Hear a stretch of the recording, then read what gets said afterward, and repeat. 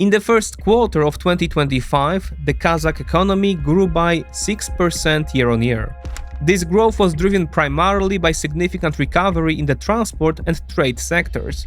The National Bureau of Statistics of Kazakhstan announced in May 2025. This is a very solid, even impressive result, particularly considering the conditions under which it was achieved. Kazakhstan is the world's largest landlocked country, bordered to the north and west by the war-torn Russian Federation, to the east by mighty China, but first with its less developed regions, and second, with a China that's experiencing increasing economic strain. Meanwhile, to the south we have the four remaining poorly developed Central Asian republics, and further, Taliban-ruled Afghanistan, or Iran, gripped by sanctions and recently militarily humiliated. Difficult neighborhood. Despite this, Kazakhstan is emerging as the region's growth champion. The highest FDI in the region, construction and renovation of thousands of roads, railways and ports under the Nurly-Zhou initiative and the Middle Corridor. And finally, the raw materials sector, which relies not only on oil but also uranium, of which Kazakhstan is the world's largest producer. And this is a good starting position at a time when global nuclear energy is experiencing a renaissance. All this makes the president of Kazakhstan want the country to double the size of its economy by 2029 to a level of $450 billion. Of course, there are some flies in the ointment. Nevertheless, let's check. Is Kazakhstan really the new economic oasis of Central Asia? Let's find out.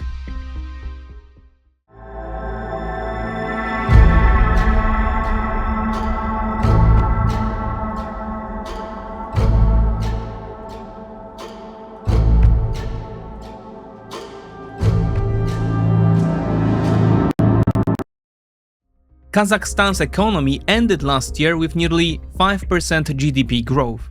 This largest uranium producer in the world is emerging as a growth champion in a tough neighborhood, showing what results good anticipation of global trends can bring. You can leverage current and future economic trends with the partner of this episode, XTB app. Respond to geopolitical shifts and take advantage of financial market volatility through access to over 6,000 stocks from around the world, or choose from thousands of diversified ETF funds, which you can compose in XTB investment plans. And the best part? At XTB, investing in stocks and ETFs up to 100,000 euros in monthly turnover, you pay no commission. And if you are waiting for a better moment, your funds still work, thanks to interest on free funds. Check out XTB's offer by clicking the link in the description. This way you support our channel. Remember that investing involves risk.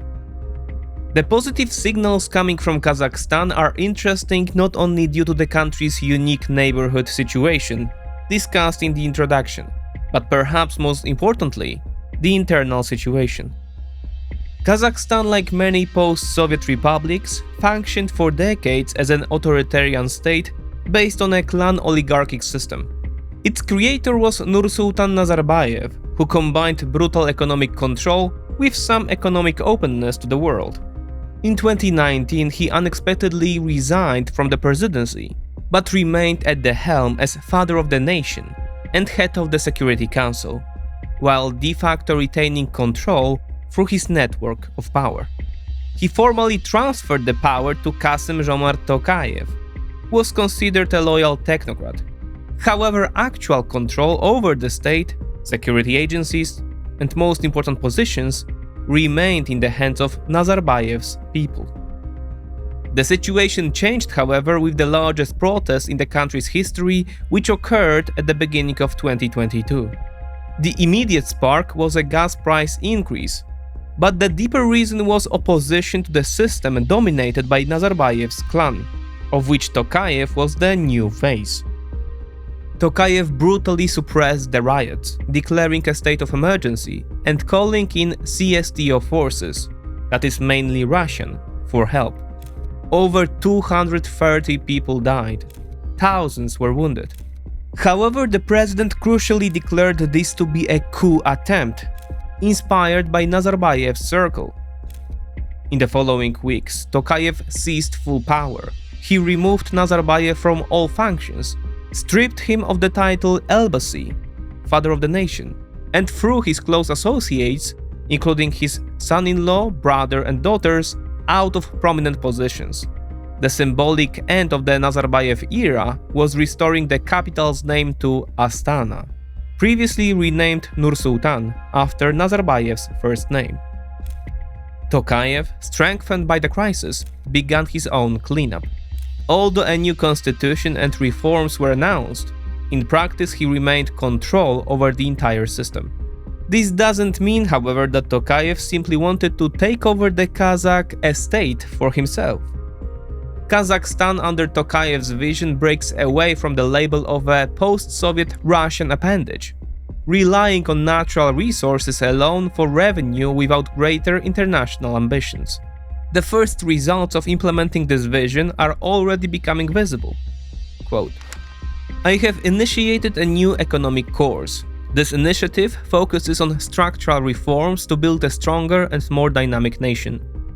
This is an ambitious but achievable task. Last year, Kazakhstan GDP was $265 billion. Our new goal is $450 billion by 2029.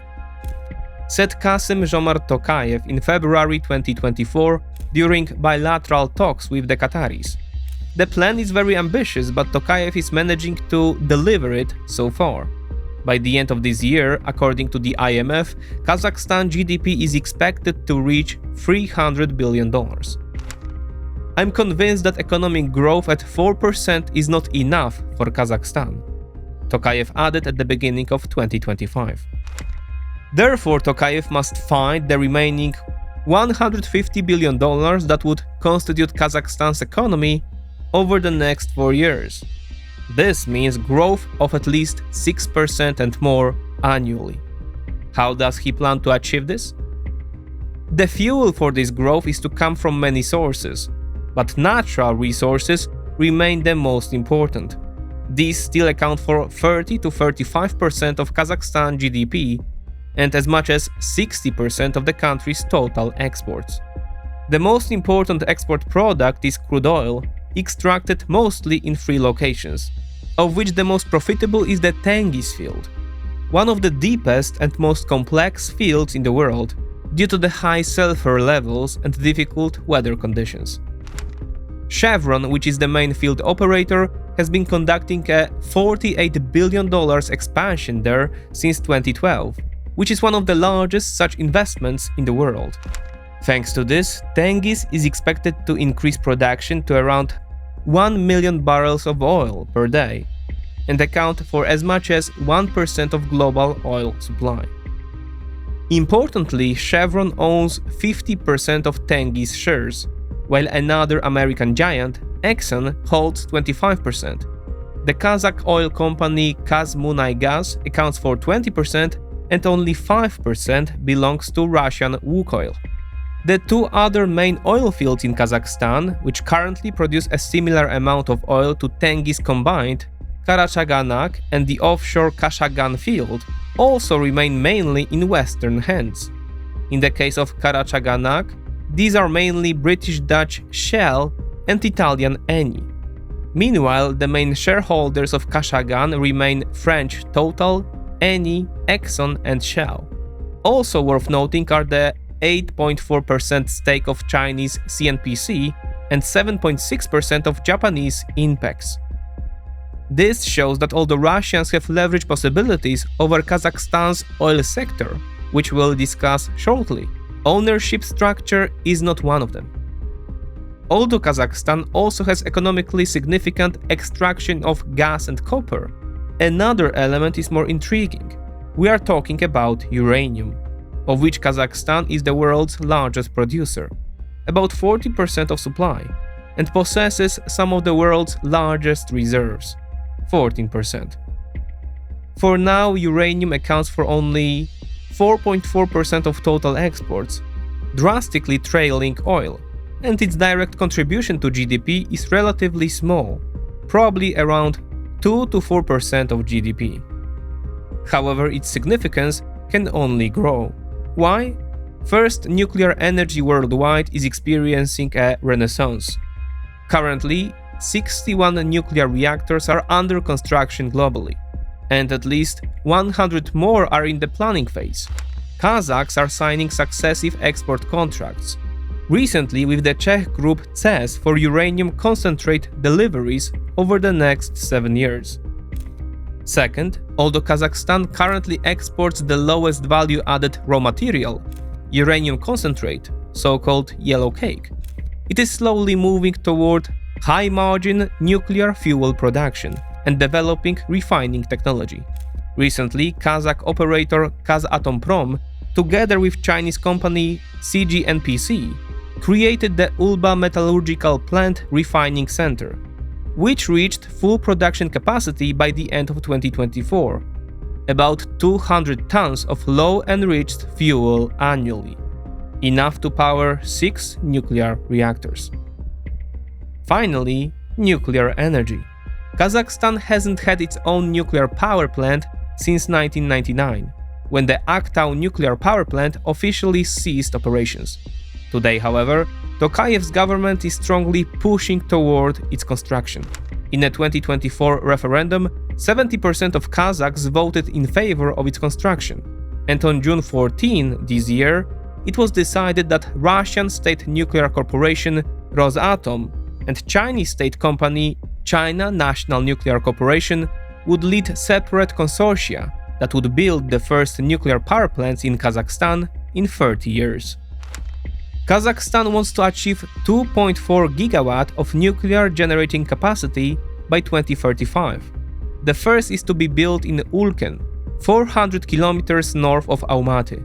The second location, in cooperation with the Chinese, hasn't been determined yet.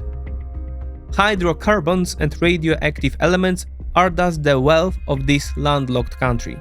But Tokayev seems aware that building the country's future exclusively on this foundation could be a very dangerous path. Many countries have historically fallen into severe Dutch disease.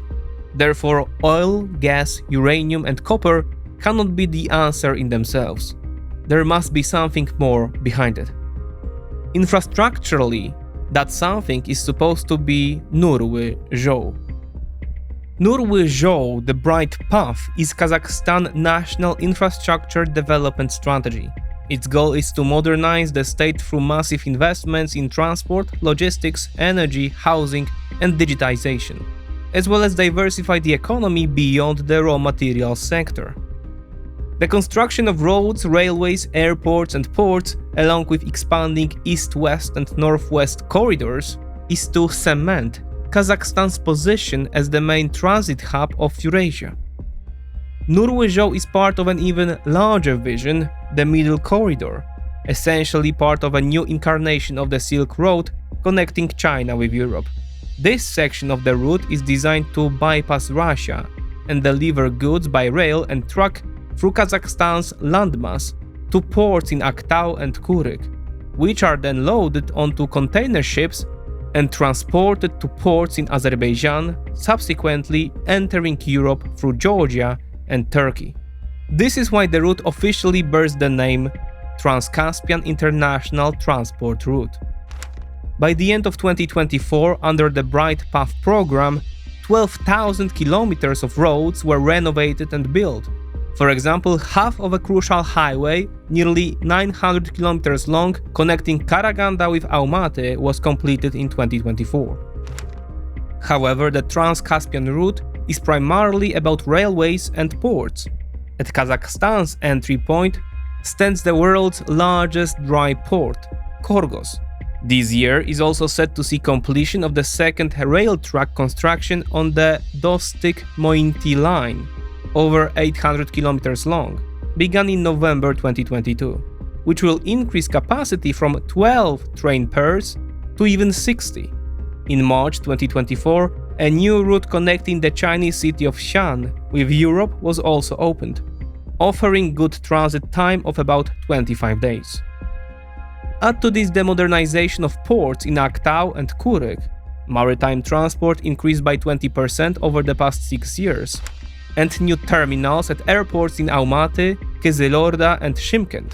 Additional projects include the electrification of the country, gasification, modernization of heating and water supply networks, and housing. Less headline-grabbing, but no less important. But the transport system is only part of potential success.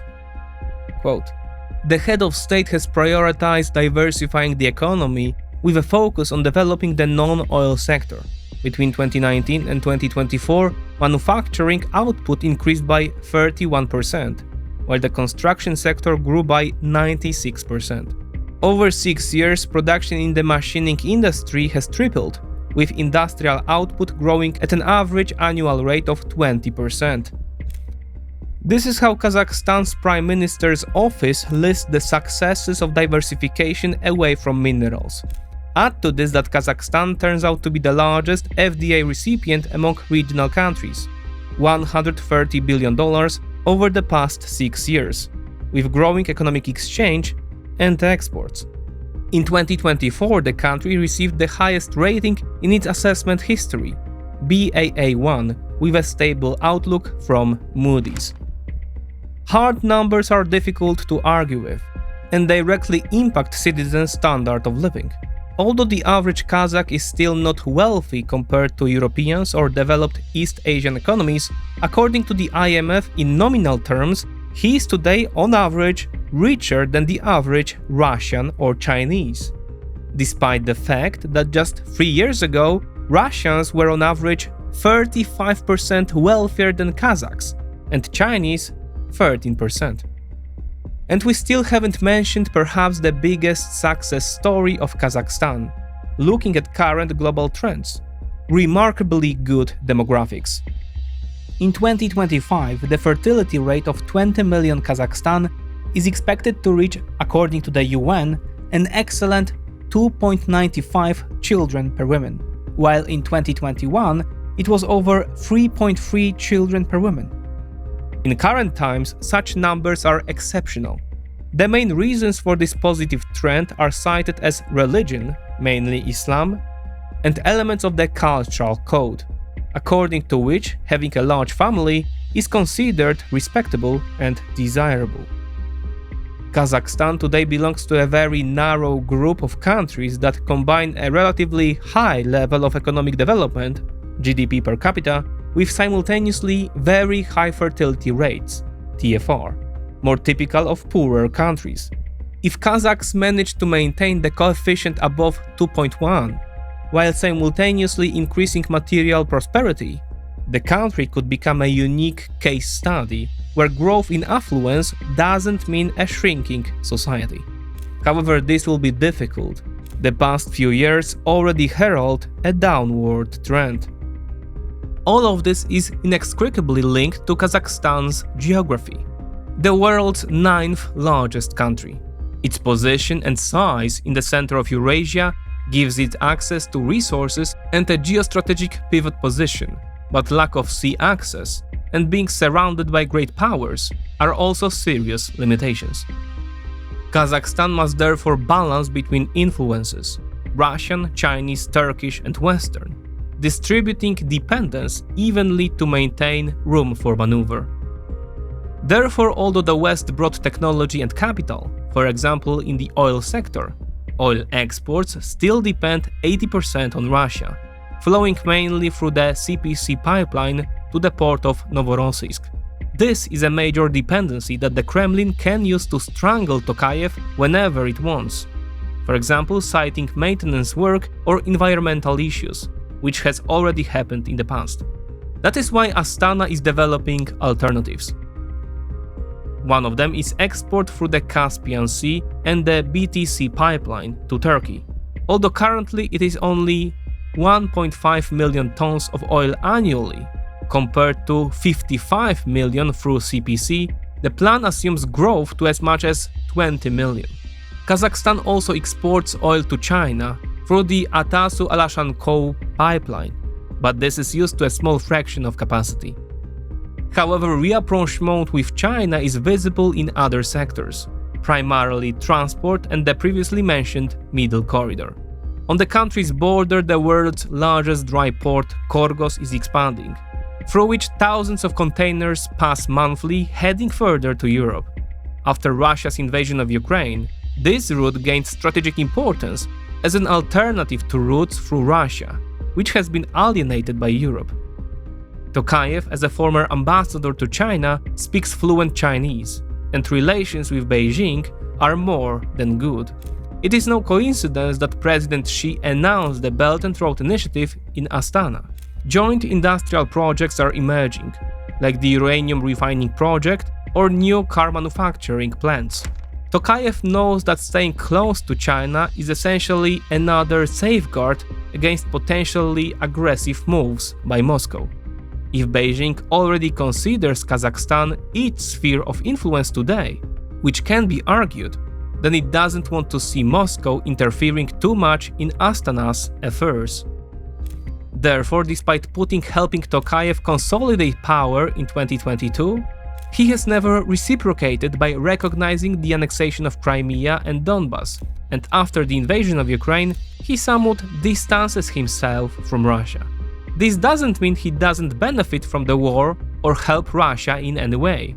Kazakhstan is the main intermediary in the process of circumventing sanctions and transporting Western products to Russia through third countries. On the other hand, a parallel process of Kazakhization is underway, gradual linguistic and cultural de-Russification. The Kazakh language and national identity are being promoted. This certainly irritates Moscow. Kazakhs, after all another brotherly nation, show that one can better manage a post-Soviet state with fewer resources without sea access or proximity to Europe. This is a dangerous signal for the Kremlin, showing Russians that Russia's backwardness and primitiveness are the result of poor management, not bad fate. Kazakhstan is therefore walking a difficult, bumpy path that won't get easier. Tokayev, despite having seized full power brutally, and even today his rule is not a bastion of democratic processes, skillfully navigates the country through this labyrinth. The challenges don't end. Diversification from mineral sources, further strengthening the country's position as a key Eurasian hub, and maintaining excellent demographic results are key goals for the coming years. $450 billion GDP is just a symbol of this leap. Concrete actions are more important. The question is whether these aren't just pleasant sounds of an old tune, and Kazakhstan won't return to Nazarbayev's path. Theoretically, as Carnegie's analysis shows, Tokayev introduced pro-democratic reforms, but they haven't brought real changes.